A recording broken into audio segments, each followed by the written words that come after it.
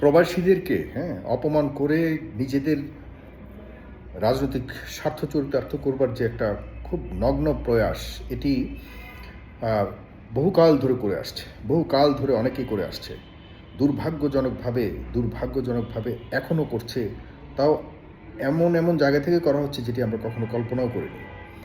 যারা প্রবাসে যারা আছেন, 24-এর যে আন্দোলন হয়েছিল, সে আন্দোলনে বাংলাদেশ যখন সারা বিশ্ব থেকে বিচ্ছিন্ন হয়ে গিয়েছিল, আপনারা যারা প্রবাসে আছেন আপনারা জানেন যে ফেস দ্য পিপল কী ধরনের রোল প্লে করেছিল, প্রবাসীরা কী ধরনের রোল প্লে করেছিল সেটি বাংলাদেশের এই 18 কোটি মানুষ জানেই না যে 2 কোটি মানুষের মধ্যে কমপক্ষে হলো কয়েক লক্ষ প্রবাসী নিজেদের জীবন বাজি রেখে যে ভূমিকা রেখেছিল, যে এই যে রেমিটেন্স শাটডাউন থেকে শুরু করে আমাদের ইয়েতে কথা বলা এবং সারা পৃথিবীতে যেভাবে ভূমিকা রেখেছিল আমি চিন্তাও করতে পারি না।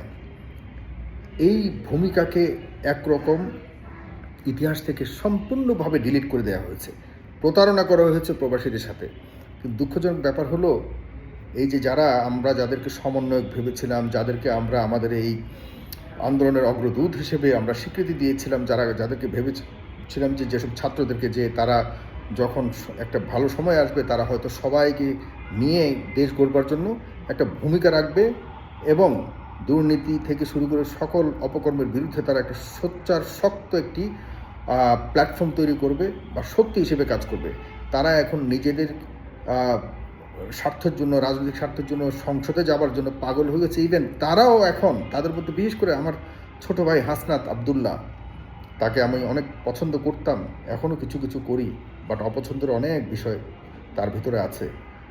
এই হাসনাত আবদুল্লাহ সর্বপ্রথম, হাসনাত আবদুল্লাহ সার্জিসরা কিন্তু ফেস দ্য পিপলে তাদের কোটা আন্দোলন নিয়ে সর্বপ্রথম এদেরকে আমি কথা বলাই, এবং তখন তাদেরকে বাংলাদেশের কোনো মিডিয়া পাত্তা দিত না এবং কোনো মিডিয়া তাদেরকে এই আন্দোলনকে কোনোভাবে সমর্থন দেয়নি, বরং তাদেরকে জঙ্গি আন্দোলন হিসেবে তার আখ্যায়িত করেছিল, যার ফলশ্রুতিতে আমাদের 1,500 মানুষের প্রাণ গিয়ে বহু কিছুর মাধ্যমে আমরা এই নতুন 24 পরবর্তীতে বাংলাদেশ পেয়েছি। এবং এখন হাসনাত আবদুল্লাহ যেটি বলছে, এটি শুনে আমি হতবাক হয়ে গেলাম। হাসনাত, এটি কোনোভাবে আশা করিনি। তোমার যদি কাউকে প্রতিপক্ষ মনে হয় রাজনৈতিকভাবে, যদি সেটির সমালোচনা করার প্রয়োজন হয় করো, সমালোচনা তুমি নাম ধরে করবা, যে অপরাধী তার অপরাধ নাম ধরে বলবা। তোমার যদি কোনো ধরনের প্রতিপক্ষকে ঘায়েল করবার ইচ্ছে থাকে নাম ধরে বলো, তুমি সাহসী ছেলে। কিন্তু তুমি পুরো প্রবাসীদেরকে যেভাবে হেয় করে কথা বলেছ, আমি জানি না, আমি তোমাকে এইভাবে বলতে আমার খুব খারাপ লাগছে। তুমি বলেছ কোন প্রবাসীরা দেশে এসে রাজনীতি করবে, প্রবাসীরা দেশে এসে সংসদে যাবে, প্রবাসীরা দেশে এসে মাতব্বরি করবে, এটি তুমি কোনোভাবেই মানতে দিবে না। প্রবাসীদেরকে এই দেশে কোনোভাবেই কোনো সুযোগ সুবিধা দিবে না তুমি। প্রবাসীরা এই দেশে ভেসে ভেসে আসছে এবং তারা তোমাদের জন্য সমস্যা হয়ে যাচ্ছে, এই ধরনের অনেক কথা ইঙ্গিত করে তুমি বলেছো। আমি বুঝি, মানুষও জানে তুমি কাকে ইঙ্গিত করে বলছো, সেটি তোমার রাজনৈতিক অধিকার রয়েছে, তুমি সমালোচনা করি। তুমি সকল প্রবাসীদেরকে যেভাবে হেয় করে কথা বলেছো, হাসনাত আবদুল্লাহ, তোমাকে অবশ্যই প্রবাসীদের প্রতি তোমার আবারও এই বিষয়টিকে তুমি ক্ল্যারিফাই করা তোমার নৈতিক এবং তোমার, আমি মনে করি যে মূল দায়িত্ব হওয়া উচিত এখন।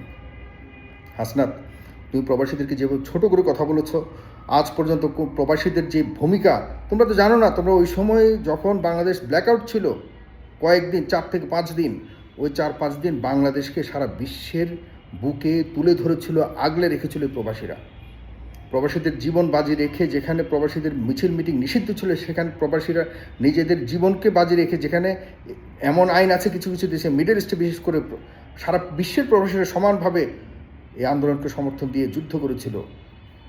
পাশাপাশি যেই মিডল ইস্টে কোনো ধরনের মিছিল মিটিং সম্পূর্ণ নিষিদ্ধ এবং মানে ভয়ঙ্করভাবে পানিশেবল অফেন্স হিসেবে ধরা হয়, সেসব জায়গাতেও প্রবাসীরা নিজেদের প্রফেশনকে, নিজেদের কাজকে, নিজেদের জীবনকে তোয়াক্কা না করে দেশের জন্য যেভাবে লড়াই করেছে, এটির ফল তুমি হাসনাত আবদুল্লাহ বর্তমানে এনজয় করছো। তোমাদের এনসিপি এনজয় করছে, তোমাদের একটা সিন্ডিকেট এনজয় করছে। মানুষের সাথে প্রতারণা করে তোমরা সিন্ডিকেট করে দেখা যাচ্ছে যে নিজেদের স্বার্থ উদ্ধার করে তোমরা এখন আরও বড় বড় স্বার্থের পেছনে দৌড়াচ্ছ। তোমাদের অনেকের ব্যাপার বড় বড় দুর্নীতির কথা শুনতে হচ্ছে। তোমরা এই তোমাদের যারা রয়েছে কয়েকজন তৎকালীন সময়ে এদেরকে মন্ত্রী বানাইয়া এরপর দেখা যাচ্ছে যে গত 1.5 বছর শুধুমাত্র নিজের পকেটের কথাই চিন্তা করেছে, তার দেশের জন্য কিচ্ছুই করে নাই, আন্দোলনের পক্ষে কিচ্ছুই করে নাই তারা।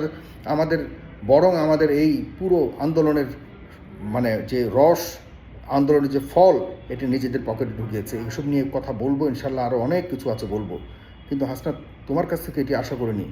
যেই প্রবাসীরা এই দেশে রেমিটেন্স পাঠায়, এই দেশকে পরিচালনা করে, এখন নতুন করে আরেকটা বিষয় আসছে, দেখেন টাকাও পাঠায় প্রবাসীরা এই দেশের জন্য, এই দেশের যে কোনো বিপদ আপদে আন্দোলনের মধ্যে বড় ভূমিকা রাখবে। প্রবাসীরা রেমিটেন্স শাটডাউন করবে, প্রবাসীরা দেশের টাকা পয়সা পাঠাবে, প্রবাসীরা বাংলাদেশকে বুকে লালন করে এই দেশের না খেয়ে না পড়ে এই দেশের জন্য সারাক্ষণ দেখা যাচ্ছে সারা পৃথিবীতে এই দেশকে কিভাবে অন্যান্য দেশের কাছে তুলে ধরা যায় এই ধরনের ভূমিকা রাখবে। আর প্রবাসীরা আবার এখন নতুন করে হয়েছে প্রবাসীরা ভোটও দিবে। ভোট দেওয়ার পর কী হবে?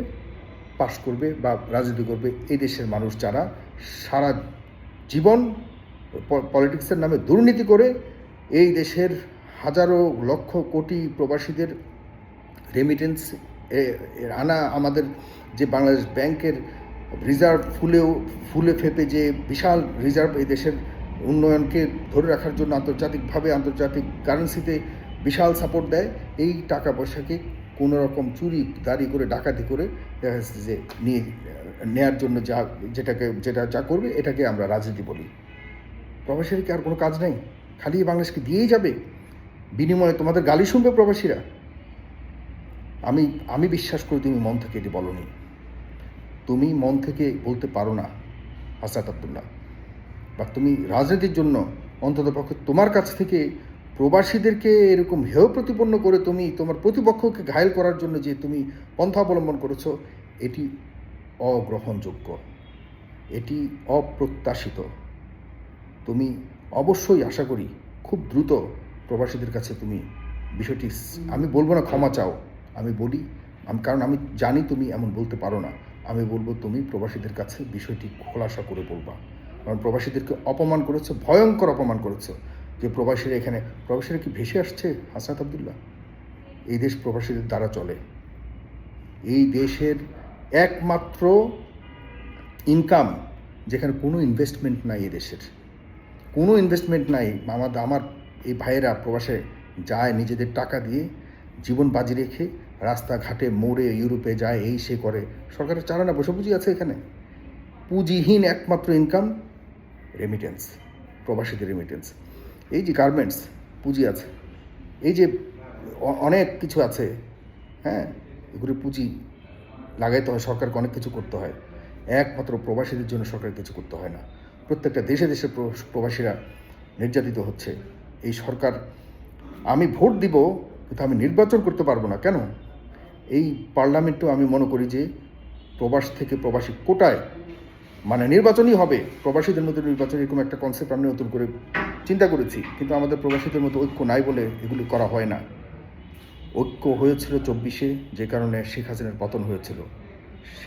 আগামীতে যদি ঠিকই প্রবাসীদের ভোট বিষয়টি যদি কন্টিনিউ থাকে, 1.5 কোটি মানুষ ভোটার হবে। আর সেই 1.5 কোটি মানুষ যদি বলে যে আমরা অমুককে ক্ষমতায় চাই, প্রবাসীরা নির্ধারণ করবে কারা ক্ষমতায় যাবে। মনে রেখো কথাটি, আজকে লিখে রেখো। একসময় প্রবাসীদের সাপোর্টে সরকার গঠিত হবে এই বাংলাদেশে, সেদিন আর বেশি দূরে নয়। যেহেতু শুরু হয়েছে প্রবাসী ভোটারের সিস্টেম, এই হাত ধরে, রেস ধরেই সামনের সময়ে প্রবাসীরা ঠিক করবে বাংলাদেশে কারা সরকার গঠন করবে। সুতরাং প্রবাসীদেরকে হেয় প্রতিপন্ন ছোট করে কথা বলার আগে অনেকবার চিন্তা করবে। আমি মনে করি তুমি মন থেকে বলনি, বাট তুমি স্পষ্ট করবে কেন তুমি এটা বলেছো। যে কোনোভাবেই হোক তুমি বলেছো, যে কোনো কারণেই হোক, তোমার হয়তো মনে হতে পারে এটি তুমি প্রবাসীদেরকে বলনি, বাট তুমি স্পষ্ট করেই বলেছো। প্রবাসীদের নাম উল্লেখ করে প্রবাসী শব্দটিকে তুমি খুব বিকৃতভাবেই তুমি করে বলেছো। কাকে মিন করেছো সেটি স্পষ্ট করে প্রবাসীদের কাছে তুমি তোমার অবস্থান স্পষ্ট করবে। ধন্যবাদ।